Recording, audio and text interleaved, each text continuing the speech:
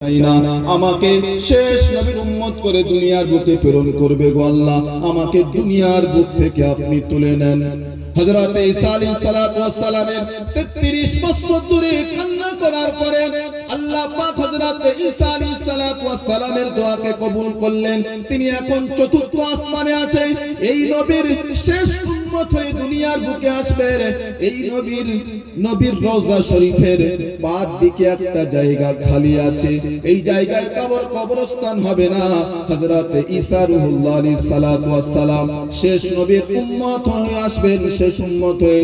আর ওনার মৃত্যুর পরে ওনার কবরটা নবীর রওজার পার ধারে দেওয়া হবে। জোরে বলুন সুবহানাল্লাহ। নবীজির রওজা শরীফ যেখানে আছে, সবুজ গম্বুজের নিচে আল্লাহর নবী যেখানে শায়িত আছে, এক পাশে সাইয়্যিদুনা আবু বকর রাদিয়াল্লাহু তাআলা আনহু শুয়ে আছেন, অপর পাশে হযরতে ওমর ফারুক রাদিয়াল্লাহু তাআলা আনহু শুয়ে আছেন। আর মাথার দিকে তো কেউ নাই, পার দিকে একটা মাত্র জায়গা খালি আছে। ওই জায়গায় ঈসা আলাইহিস সালাতু ওয়াস সালামকে দাফন করা হবে। আর নবীজির পার দিকে পুরো লম্বা জায়গাটা জান্নাতুল বাকির কবরস্থান আছে, যাকে বাকিয়ে গরকত বলা হয়। যে সমস্ত হাজী সাহেবরা হজে যায় থাকে, এই জান্নাতুল বাকি এত পবিত্র কবরস্থান, এখানে আল্লাহর নবী নিজের 10,000 সাহাবীকে দাফন করেছেন। জোরে বলুন সুবহানাল্লাহ। দুনিয়ার বুকে একমাত্র কবরস্থান যেখানে একসাথে আল্লাহর নবীর 10,000 সাহাবী শায়িত আছে। 10,000 সাহাবী শুধু শেষ নয়, এখানে আল্লাহর নবীর জামাই তৃতীয় খলিফা হযরতে উসমান রাদিয়াল্লাহু তাআলা আনহু শুয়ে আছেন। এখানে বিশ্ববিখ্যাত মুহাদ্দিস আবু সাঈদ খুদরি রাদিয়াল্লাহু তাআলা আনহু, যিনি আল্লাহর নবীর হাদিসের দ্বারায় পুরো বিশ্ব মুসলিমকে মানুষ বানানোর চেষ্টা করেছিলেন, ইনি ওই কবরস্থানে শুয়ে আছেন। যেখানে শুয়ে আছেন জান্নাতুল বাকিতে সাইয়্যিদাতুন নিসা ফাতিমা আয-জাহরা রাদিয়াল্লাহু তাআলা আনহা দুনিয়ার বুক থেকে বিদায় নেওয়ার পরে কিয়ামতের দিন জান্নাতের নারীদের সর্দার হবে হযরতে ফাতিমা আয-জাহরা রাদিয়াল্লাহু তাআলা আনহা। ইনিও জান্নাতুল বাকিতে শুয়ে আছেন। জওয়ানদের, যুবকদের, পুরুষদের জান্নাতের সর্দার সাইয়্যিদা শাবাবি আহলিল জান্নাহ ইমাম হুসাইন আর ইমাম হাসান রাদিয়াল্লাহু তাআলা আনহুমা, এনারাও দুজন জান্নাতুল বাকিতে শায়িত আছেন। এখানেই শেষ নয়, ইমামদের মধ্যে বড় ইমাম মালিক রাহমাতুল্লাহ আলাইহি, যিনি আল্লাহকে একাধিকবার স্বপ্ন যোগে দেখেছেন। জোরে বলুন সুবহানাল্লাহ। ইনিও জান্নাতুল বাকিতে শুয়ে আছেন। আমাদের ইমামে আযম আবু হানিফা রাহমাতুল্লাহ আলাইহি, ইনি বলছেন, দুনিয়ার মানুষ আপনারা কে কতবার আল্লাহকে দেখেছো আমি জানি না, আমি ইমামে আযম, আমি স্বপ্ন যোগে আমার আল্লাহকে আমি 100 বার দিদার করেছি। জোরে বলুন সুবহানাল্লাহ। ফতোয়ার কিতাবে, ফতোয়া একটা মেন কিতাব আছে রাদ্দুল মুখতার, তার ভূমিকার মধ্যে আমরা পেয়েছি যে হযরত ইমামে আযম আবু হানিফা রাহমাতুল্লাহ আলাইহি যখন 99 বার স্বপ্ন যোগে আল্লাহকে দেখলো, আর ভাবছে যদি আর একবার আল্লাহকে দেখতে পাই 100 বার আমার পূরণ হবে। আমি আল্লাহকে জিজ্ঞেস করব কোন আমল আপনার দরবারে সবথেকে প্রিয়, আমি সেই আমলটা করে দুনিয়ার বুক থেকে বিদায় নেব।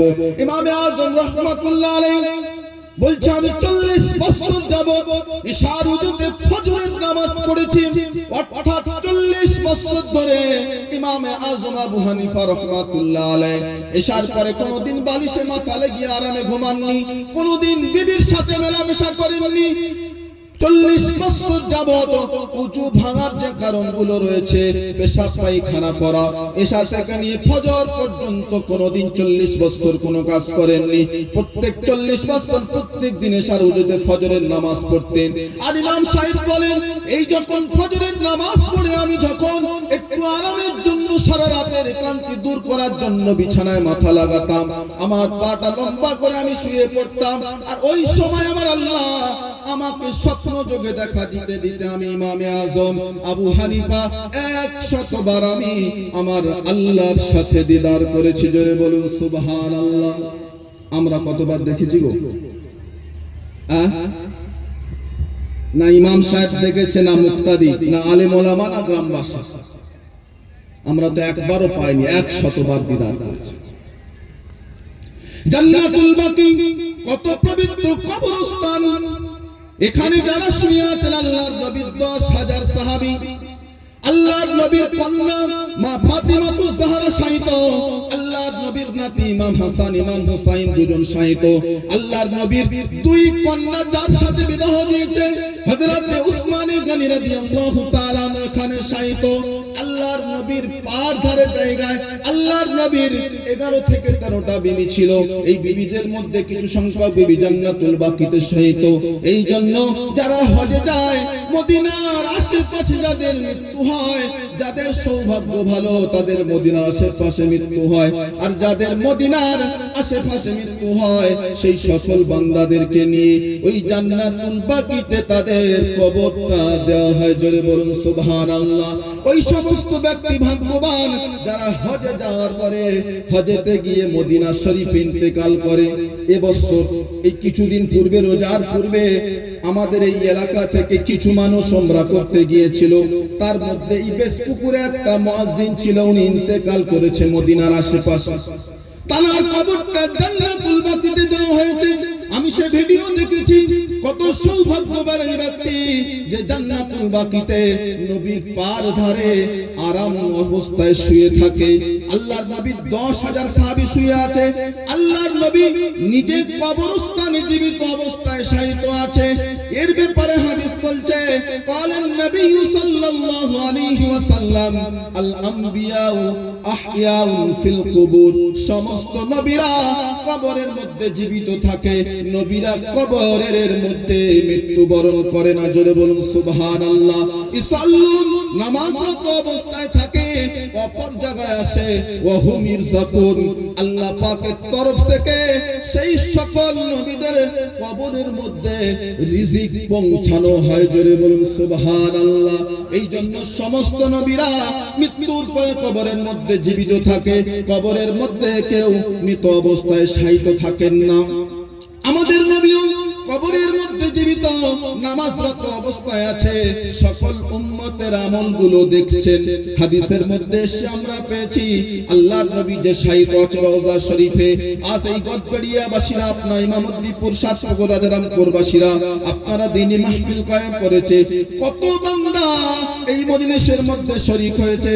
সকল বান্দার আমলগুলোকে আল্লাহর নবীর কবরে ফেরেশতার দ্বারা পৌঁছানো হচ্ছে। জোরে বলুন সুবহানাল্লাহ। আল্লাহর নবী দেখছেন আমার অমুক উম্মত, আমার অমুক উম্মত, আমার অমুক উম্মত এই মজলিসের মধ্যে শরীক হয়েছে। তাদের আমলগুলো দেখে আল্লাহর নবী খুশিতে বাগে বাগ হয়ে যাচ্ছে। জোরে বলুন সুবহানাল্লাহ। ইমামুল আউয়ালিন আল আখিরিন বাহরে সাদকা রাহমাতাল লিল আলামিন সাইয়্যিদুল কাওনাইন খাতমুল মুরসালিন আখিরামাত বুদে ফখরুল আউয়ালাইন। নবীর মৃত্যুর সময় শেষ দুটো জিনিস বলে দুনিয়ার মুখ থেকে বিদায় নিয়েছেন।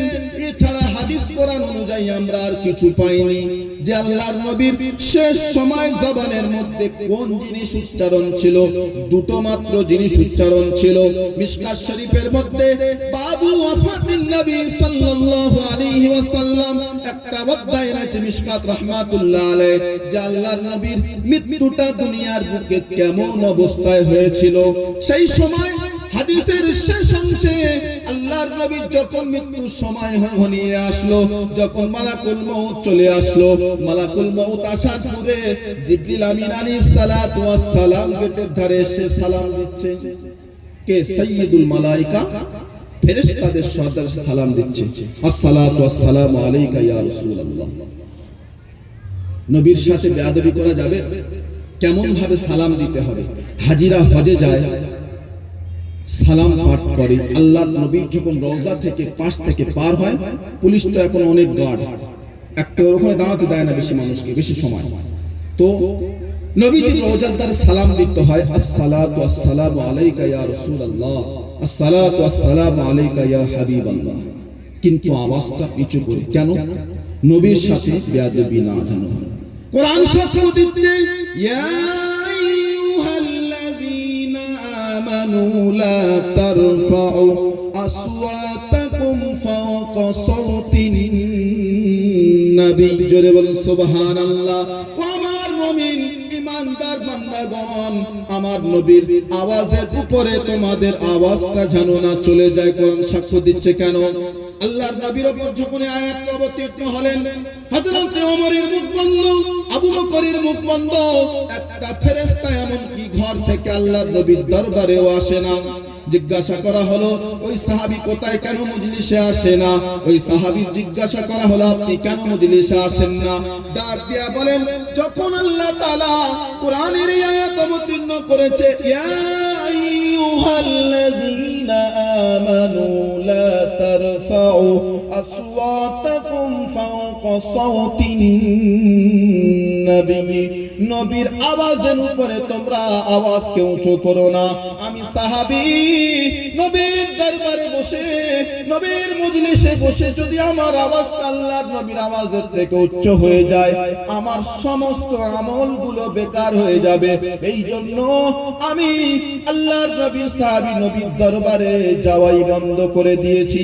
আবু বকরের মুখ বন্ধ, হযরত ওমরের মুখ বন্ধ। আল্লাহর নবী ওমরকে কি কিছু জিজ্ঞাসা করলেন, ওমর উত্তর দাও। হযরত ওমর আস্তে করে উত্তর দিলেন। আল্লাহর নবী বললেন ভলিউমটা বাড়িয়ে দাও, আর একটু জোরে উত্তর দাও। হযরত ওমর মনে মনে ভয় করছে, যদি আমার আওয়াজ আল্লাহর নবীর আওয়াজের উপরে চলে যায়, আমার নবী নারাজ হয়ে যাবে, আমার আল্লাহ নারাজ হয়ে যাবে, আমার সমস্ত আমল বেকার হয়ে যাবে।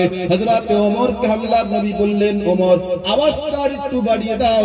হযরত ওমর আস্তে আস্তে করে আল্লাহর নবীর উত্তর দিতে লাগলো। জোরে বলুন সুবহানাল্লাহ। আর এখন যারা হাজিরা হজে যায়, যত চিল্লা চিল্লি, যত সব ওখানে আল্লাহর নবীর ধারে।